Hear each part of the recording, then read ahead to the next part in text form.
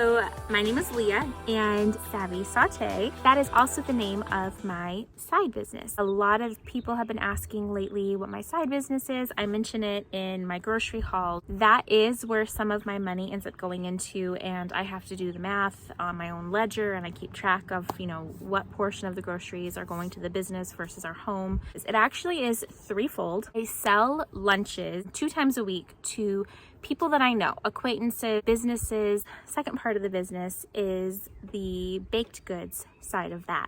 So along with lunches that are part of the set menu, each week is something different. Cakes, cupcakes, some kind of special treat. Sometimes I'll throw that onto the menu and I'll offer it for the week. And then I also do special orders. So baby showers and birthdays. And the third part of the business, I do offer meal planning service. The client will send me a list of their inventory from their home, and it can be as in-depth as they want to. And then I use that list to create a savvy meal plan for them with as few added ingredients as possible. That way they can use up what they have and save money on the grocery bill for that month. So I do offer that nationwide, and it's really fun. I enjoy doing that. It's a lot of work, but it's totally fun. Aside from that, I am a stay-at-home mom. So I have 2 children, if you haven't seen them in my videos yet. My oldest is Weston, and he is going to be 7 next month. And my daughter, she just turned 1 at the beginning of December. So a couple more personal questions, where I am from. I am currently in Tennessee. We are on the east side, and we are here bordering 3 different states. I'm here at Tennessee, Kentucky, and Virginia, and we love it here. We've been here for about 4 years, and Michigan is where we are from. So I grew up in a very small town in Michigan up north. We were just a hop skip away from Canada, and back before you needed a passport to get into the country, we would take family trips up there on the just regular weekday in the summer and go to the lake and go swimming and go to the lighthouses. Because I don't want to be taller than you. Questions. All right, so one of the questions was where we met. You want to take that one? Okay. Well, we met at a rally, a youth rally. Which is an event at a church. And I think you were singing. Probably. We ended up going to Bible college at the same place. She was dating someone. But we got to talking and talking about different things, and we found out really quickly that we were interested in each other. And so we just kind of started hanging out more, and everything worked out, and we started dating. Yeah. And so I just did everything I could not to ruin it. Another question was how old we are. We are both the same age. We just turned 29 in February. 29 years young. Yeah. And then our kids. So I told them how old our kids were. One of the questions was if we liked the age gap between the 2 of them. Yes. I do too. I think they're 5 years apart, and I think that allowed us to have a lot of one-on-one time with our oldest. He was in school by the time our daughter was born, so that allowed us to have one-on-one time with her as well. And he was very helpful with her. And he still is. Yeah. Yeah. So he's able to, like when they're in the back seat, give her a snack, get her the passy if she still needs that. Yeah. And helps her out a lot. Yeah. All right. So they were also asking how long we've been together. So 2011, we got married 2013. What is that, 9 years total? Another question was, what's one of our favorite date nights? Ordering pizza and watching a movie. Yeah, I like to be at home to watch a movie. That way we can be comfortable. And I would say lately, the last couple of years, we've really been enjoying escape room. Oh yeah, going to the escape room, trying to figure out how to get out of these rooms. You realize how smart you're not. It's really fun working together. We've always done it, just the 2 of us. There was one time we had a really large group, but I think it's easier when you have less people because you can keep track of all the information. But it will test your relationship. Oh, that's true. Because there's moments when you're in there and you don't know, and you're like, I just want to get out of this room. It's good for a relationship builder, and it's really fun. Okay, favorite meal. What's one of your favorite meals? I don't know if you want to know favorite meal that we cook or that I cook or favorite meal. I guess maybe answer both. Yeah. The favorite meal that I enjoy that she also cooks is chicken parmesan. Oh yeah. I really enjoy going out for fish. I love eating fish. It is one of my favorite meals, but that is also one of my favorite things to go out for. I don't really, I'm the only one who eats it in our house, so I don't really like to just cook it for myself. I'll eat some calamari though. Yeah, you do like that. Maybe some fried shrimp. Maybe. If you fry it. Yeah, and I like a good steak dinner. That might be one of my favorite meals, either at home or going out. I love a good steak dinner. So favorite recipes. I think right now I love that cilantro mango spicy sauce that I've been making. Still working on a good recipe to share with you all because it was just something I threw together. The one you put on the chicken the other day? Yeah. Yeah, that was really good. Yeah, and it was really good on fish too. I think it's really versatile. You could put it on, beef tips, whatever. It's really good. I don't really do a lot of baking for our home. I make cookies and stuff, so any recipes that I have they're going to be savory, my favorite recipes. Do I cook other people's recipes or are they my own? Kind of both. I mean, if it calls for celery seed, I'm probably not going to use it because I don't want to go buy celery seed for one recipe. So I do like to take other people's recipes and then just adapt them myself, and then I like to create things too. So yeah, she's really good at both, and she's really good at putting random stuff together that tastes good because she understands the way that they work together. And I'm like, I made one thing pretty much with a recipe since we've been together. It was a hit. It was really followed good. a recipe. And he did go out and buy the celery seed for buffalo it. chicken chili. That's why she brings up the celery seed thing, because I had to buy my dill. I had to buy the celery seed. I took all these spices, and I only used it once, and then she threw it away because you don't need that in the kitchen or something. Well, it goes bad. I mean, it doesn't keep the flavor after like 4 years. But if it calls for it on the recipe, I got to put it in there. But she's like, oh, we can substitute that with something else. Yeah, and I've since adapted it because it's just one more spice that we're only going to use it in one recipe, but maybe you should start making it more often. It's really good. Comment below if you think Dakota should start making buffalo chicken chili more often. And give it a thumbs up. Took me like 4 hours. Oh, how did I learn how to cook? So my mom is an amazing cook, and she is really good at just adapting recipes, and you just throw a little bit of this in. People ask for recipes from her all the time, and she's like, I don't know, you just eyeball it. And her chili never tastes the same because it's just eyeball, and that's always good, just never tastes the same. It's always good, never the same.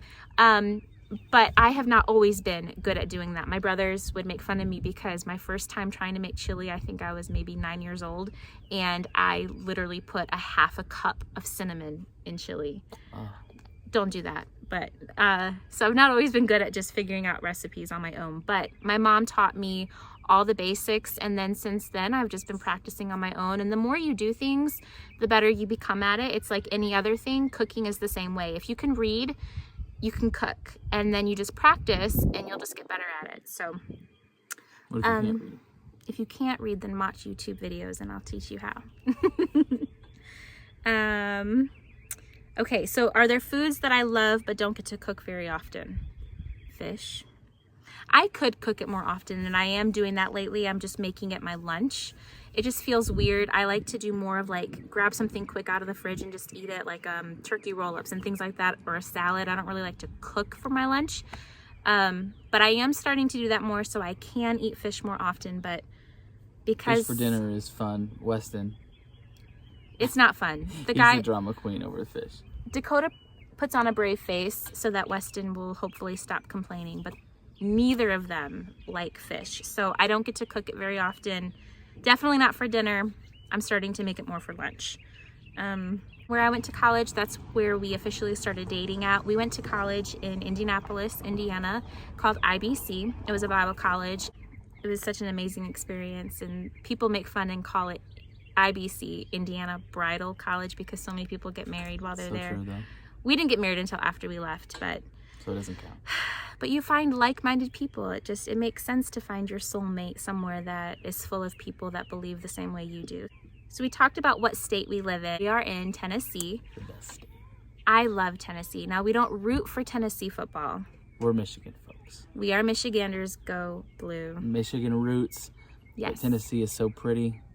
They're both beautiful, but Tennessee has become home, and we have, since moving here 4 years ago now, we have brought my mom down here with us as well. She's actually living right down the road from us, so you can't deny Tennessee. The hills call you. It's our home now. We love it. So would we like to have more children? Yes. The best scenario Yes. is if you can have like triplets. Oh my gosh, that is not You want 3, you want to have triplets so you can just knock it all out one time. And then you don't have to go through the process of losing sleep 3 times in a row. At the but same one time. and then it's done. I don't know. Okay, it's funny. One of his brothers and one of his sisters have had twins. Neither one of them, Wanted twins. no, I wanted twins. hasn't had them. Didn't get twins. So if we have a third, it may be, twins. It's not the genetic twins that run in the family. That's the funny thing, is they were both spontaneous twin pregnancies, but I don't know. I wouldn't mind having twins. I think the hardest part, like you said, the losing the sleep and getting out of the newborn. For us, Weston was the easiest newborn in the world. It was great. He's gotten harder as he got older. Yeah. Malin was a very hard baby, and she didn't even have complications or any, she didn't have colic or anything. She was just a very needy baby. She wanted lots of attention, and she just started sleeping through the night, and it feels crazy that we're actually sleeping through the night now. And now we're talking about adding another child, and losing sleep again. My biggest concern is that I'm not able to sleep through the night again, and that's... I think if we wait a few more years, then by then we'll have been so caught up on sleep, and my body would have had a chance to recover from pregnancy and, focusing on my health right now. I think maybe in 2 or 3 years, we might be like, okay, we're ready. And you kind of forget how hard. Trick yourself. Yeah. You forget how hard it was to have no sleep. Best money saving tip. Well, it's kind of opposite of what you usually hear. For me, I prefer not to have cash on me, because if I have cash, I free flow it. I'm gonna spend it. If somebody says, hey, it just feels like free money when it's in your pocket. Yeah, it's just easy to spend. It's I easy feel to the give same away. way. If somebody needs $1, I'll give them a 5. Hey, I've got it in my pocket. Why not? Yeah. Girl Scouts are selling cookies. You're like, sure. Yeah, here, I got a 5. Yeah. No and problem. then, church offering, giving the kids cash, or, you've got a couple dollars so you can go get that iced coffee. And then you just go through it quicker. So for me, having everything in the bank and just using my card. And we keep track of our spending on our phone. We have our bank app, so we're always able to see as it comes out, and then you're like, oh, you see that number getting smaller. So I personally don't like the envelope system. It's really popular, but we kind of do that with our bank account. Yeah, we've got several accounts that we kind of manage, savings and different things. So we've tried to do the envelope system in our banking account. Yeah, different accounts for different types of spending. So, but as far as saving, but I think my biggest money saving tip would be to start with the groceries, your food, eating out, and what groceries you buy. I think that is a really easy way to save money, because you can't say, oh, I'm going to save money on rent. You can't really say you're going to save money on electricity or any of your other bills. Gas money, you're going to have things you can't save money on, but groceries and eating out, coffee, stopping at the gas station for a drink, those are what you eat. When we first got married, when we were both working, and I think combined we were making $16 an hour at the time. We felt great. But after everything came out, we were like, why are we always broke? Eating out is a huge thing that adds up, like, because we're just going to grab a burger, or we're just going to grab a pizza, we're just going to it's just $5 at Taco Bell. It's my just weakness. Yeah.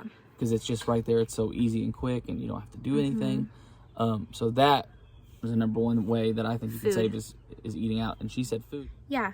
So I had talked in another video about how we had really struggled with our finances. There was a time where we kind of had to choose between, I used the example of toilet paper versus meat for the week. Do you remember when I would make the Power Bowl a lot, where it had the beans and the corn, and so our protein came from the beans. We didn't have meat. That was a really delicious recipe. It just didn't have meet, talking about how somewhat of a struggle financially. And that was after I had gotten pregnant. Probably could have, really fought this if and realized I had the opportunity or the right to fight for myself. But when I was pregnant and I was working at my $8 an hour job, they would not allow me to take breaks to go to the bathroom. I had to stay at my desk and answer phone calls. And it was really hard when I was pregnant because I was throwing up. No matter what, they would not allow me to leave my desk except for my 30-minute break. And I just couldn't do it. I was throwing up. And finally they said, well, then if you can't stay at your desk, you need to leave. So that is why I ended up having to quit my job. It felt like the only decision at the time. So then we're down to just his $8 an hour. We did what we could. And, we have lots of stories revolving around, how we were frugal in that time. One of the questions was, have you always been frugal? I think you have. I think I have. I don't think I have. My mom has always called me high maintenance. High maintenance. Of the two of us, I think I'm the more frugal. I've not been frugal. I've always been like, I've got to get the name brand. Yeah, he's got the money, he would spend it. I remember going to yard sales when I was really little with my mom, my aunt, and they would hand me quarters, and then I would put them in my little purse as like a little 4-year-old girl, and I would find something that I wanted, and I would go up to the person selling and say, would you take a quarter for this? So I was taught very young to go ahead and barter and, save money and decide what's worth the money to you. But then also, I think out of necessity, we learned how to be more frugal because there, like I said earlier, there were times where we had to choose between, what we needed versus what we wanted. And that really opened our eyes to how much we could save if we had to. And then just being able to incorporate some of those money saving tips into our regular lives. Once we were making really decent money now, we still try to implement, especially the grocery budget. I really try, now that we actually can spend money on organic if I want to, I feel guilty doing it because we went so long where, it was, well, we don't have money for apples right now. We're just going to have to buy the applesauce that, you get a huge thing of it for $1. Now we can buy one of his favorite apples cost $1.25 each. And which is crazy for an apple. But it's something that, we're learning to balance the money saving and, being smart with our finances versus also being healthy. So to a degree, yes, I've always been frugal, but advice for someone thinking about starting a channel and how did I start my YouTube channel? So it was really on a whim. It sounds silly to say, but it really was. For years, we had people saying, to me that I should start a cooking channel and teach people how I'm saving money, because my family would be like, how did you buy that much or do that much with so little? And so they would always tell me to do it, start a blog, start a YouTube channel. And I was like, no one's going to want to follow me. I don't have like a really large social media following. And then one day I was just, posting a story of like me cooking a clean out video. It's actually the very first video on my channel here. It was literally just Instagram stories that I filmed clip after clip. It had such good feedback. People were talking to me about it that I decided that I would go ahead and splice it all together into one video and put it on Facebook. I didn't even post it on Facebook. I was like, you know what? I'm just going to try this YouTube thing and just put it there and see what happens. And even the name, literally just, I came up with it, I don't even know how, in just like a minute. I was like, Savvy Saute, we'll do that. And now that's the name of my business. And it just went from there. And I think my advice for anybody thinking about it is to just do it. Yeah. Because the worst thing that could happen is that nobody follows you. Or you get a thumbs down, which I've gotten. So here, which is, it's funny, but it still helps the algorithm. Yeah. So, but I told Leah when she wanted to do it, she said, well, what if nobody watches it? What if nobody cares? I think it's 300 million people in the U.S. If 1% of people like your channel, 1% out of 100% of people, 1% like it, you got 1 million followers. There's so many. I think that's right. It's crazy. There are so many people, and whatever it is, I think the crazy part is that there are so many avenues for you in YouTube. There are so many topics. If you crochet, video you crocheting. If you cook, video cooking. There's room for anything. If you can do computer programming or whatever, there's somebody out there who wants to watch what you can do. And it might take you 3 months like it did for me, or it might take you 3 years to build up to 1,000 followers. But if you are enjoying what you're doing, then it's not a waste of time. It can be your hobby. Without expecting monetary growth right now, you don't have to go out and spend a bunch of money on equipment, camera, software, editing, any of that stuff. I am still using my iPhone. I'm using free iMovie video editing. I'm using free music when I put music on my videos. I don't have anything to hold my camera yet. I mean, I would like to. I don't have any special lighting.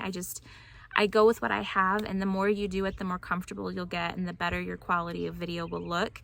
But you really don't need to go out and spend it. Just do it. And somebody's gonna look it up and find your video one day. Yeah.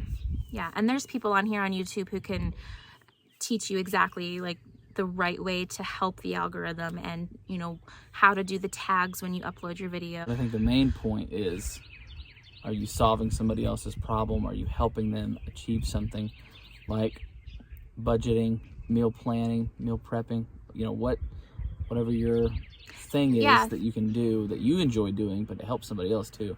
Yeah, like what do you enjoy watching? Is it something that you're good at doing too? Like if you enjoy watching this channel and it's something, like I've seen different ones of you will comment like I cook such and such, or I had someone tell me a couple weeks ago about an amazing recipe that they had, and you don't have a channel, and I would love to see that kind of thing. So we help each other out. Don't ever feel like, oh, there's not room for me in that avenue, because so many people, if I would have allowed Frugal Fit Mom or C Mindy Mom or Jen Chapin to keep me from feeling qualified enough, or like there wasn't enough room for me in this kind of category on YouTube, then I would have just never done it. I would just say my biggest tip, if you're wanting to start a channel, is to just do it.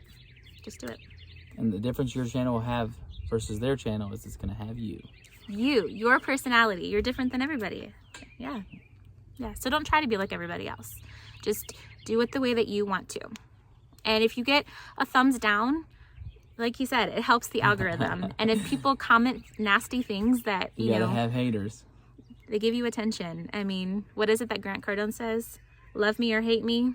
At least you know me. At least you know me. I don't know. I hope none of you all hate me, but I think my point is you don't have to be everybody's cup of tea, but somebody is going to enjoy watching what you have.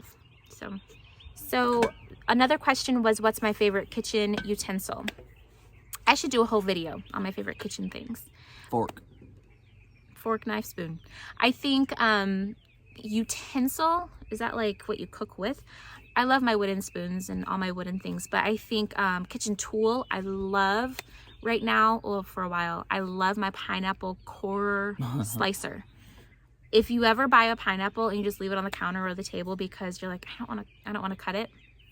That was me. I received it as a gift for Christmas, and since then I have bought it for people as gifts because it is a game changer, and it's like $5. So favorite one. I have lots of other favorite things. I'll do a video on that. Thank you for watching.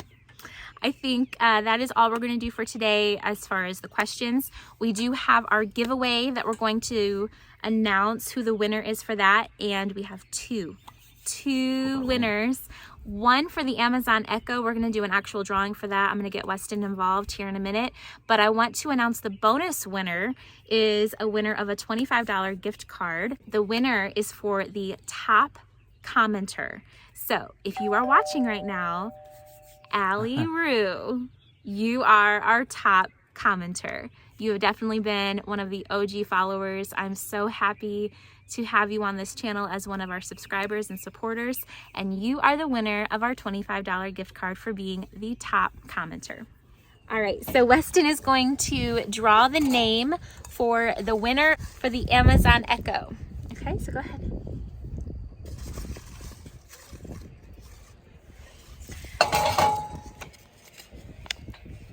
What is it? Do you know how to read that? No.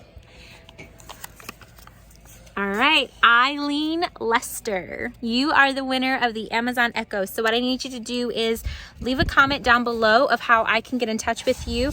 I need an email address so that way I can get your contact info, and then I will get this in the mail for you. Congratulations! Congratulations. Make sure you hit the subscribe button, or else you'll miss all the future videos. Yeah, he's a future YouTuber in the making. You have been watching Savvy Saute, starring Leah Davis. And Dakota Davis. Guest starring. It wouldn't be possible if it wasn't for his support too. There's a lot of times where he'll walk in the house and he's like, oh, you're recording. So, and he helps take care of the kids while we're recording. So he's a big part of it. Maybe make that buffalo chicken chili. Teach us all how to do it. So thank you all so much for joining today. I hope you all have a wonderful evening, and I will see you next time.